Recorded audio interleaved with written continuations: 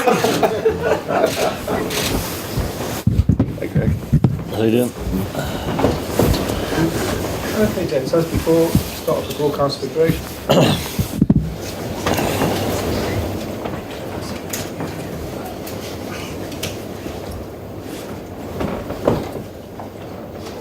Shall we? Good, yeah. Greg, how much are you looking forward to leading out the team at Murrayfield again? Very much looking forward to the weekend. We've had a good week's preparation.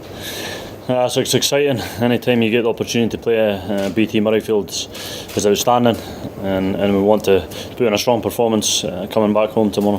What does the captaincy mean to you? Listen, I've said, time and again, it's a huge honour for me and something I never take for granted. I'm really looking forward to just being back out there tomorrow, regardless, if I'm captain or if I'm not. And tomorrow I've got the honour of being the captain. So, but it's important I do my job as well as being a rugby player and a halfback. So, do my job and lead the boys to the best of my ability with the help of the other leaders in the team as well.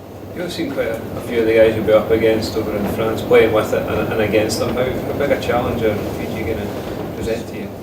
Yeah, they're going to be a challenge. There's no denying that. They've got some excellent players, and I play with two of the guys down in Clermont, and Pasile Yato and Sita, I think, who's probably playing for the first time for Fiji. The young 15, he's a tremendous talent. And yeah, so they've got some brilliant attacking threats throughout the field, but so have we, and that's why we're really looking forward to playing in front of a packed BT Murrayfield tomorrow. We've won 8 of the last 9 tests, I think it is here. We've got a good record, and tomorrow we look to extend that. With that, the run that you're on, I think it was only the All Blacks that managed to win it at Murrayfield in that run, and the fact that you're packing out the stadium, how much expectation comes on Scotland's shoulders for home games now that maybe wasn't the case if you go back a few years?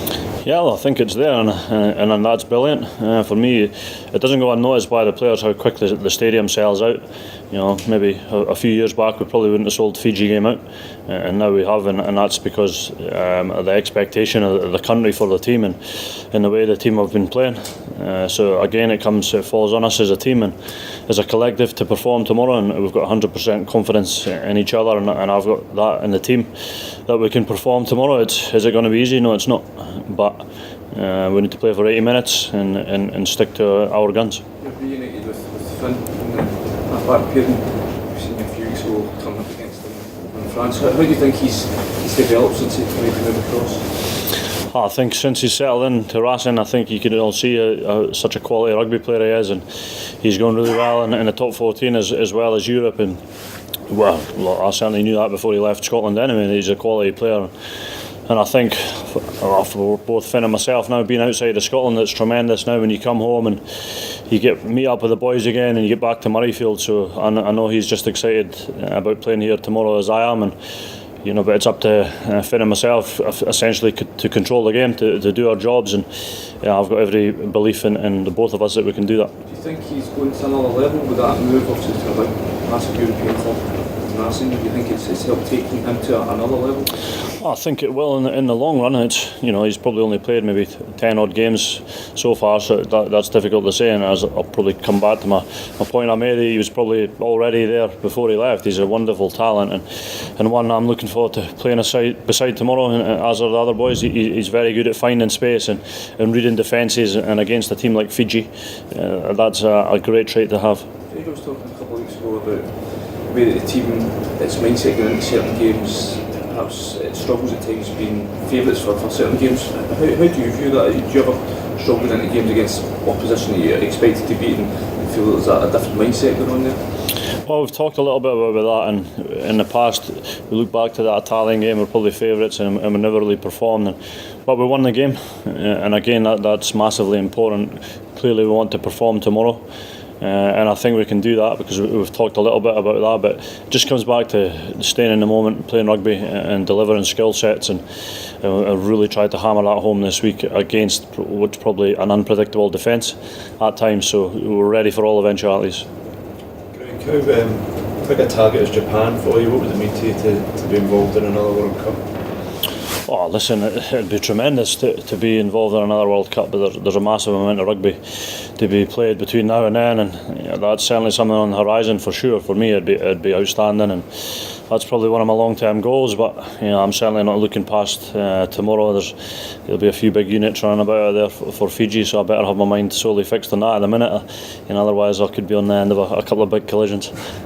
Your Scotland career has been a lot of it has been proving people wrong. I'm thinking back to ahead of the last World Cup, people may be thinking Sam Hidalgo-Clyne was the coming man and challenging for your jersey, and then Six Nations last year, Alec Bryce challenging. But if anything, you seem to be as important to Scotland as you've ever been. How much of a driver is it for you to prove people wrong? Does it give you the kind of bit between your teeth? Well, it does in one sense, but in another sense, I've always backed myself as a player, and I watch rugby, or I think I watch rugby closely than a lot of other people, and I try and do that, and that's something I've never hidden away from, is that competition. I love the fact that there is that, and there's certainly that at the moment in the Scotland team, but ultimately when you walk into the change room and you see your Scotland jersey hanging there, that's what I'm fighting for week in, week out, because the feelings, it's hard to beat, and I don't want to give it up, and it comes back to my performance time and again, and I just need to keep performing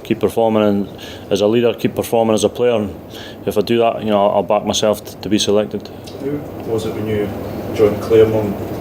Obviously when you come into Scotland camp as a young guy, you might be a little nervous and stuff, but the career you've got behind you already, were you able to walk into Claremont with a degree of confidence that you instantly had the respect of the guys? You've obviously taken on the captaincy as well. Were you a confident guy going in there, given what you've achieved already?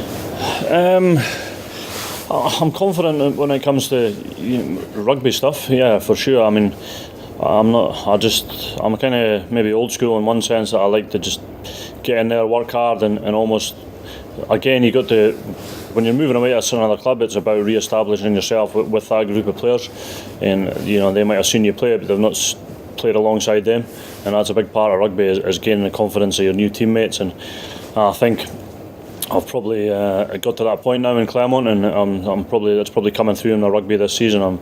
I'm really enjoying it, playing some good rugby, and a team that's playing well too. I think we might ask you this last year. Forgive me if your answer's not changing that time, but have you thought about how long you've got left in your career and at this level, this for Scotland Test level? Yeah, you're always thinking about it. I think I can play till about 50. Nah, we'll see. I mean, it's down the track. All we're running about at the minute is the weekend, and what will be will be. Thanks, guys. So, for 10 p.m.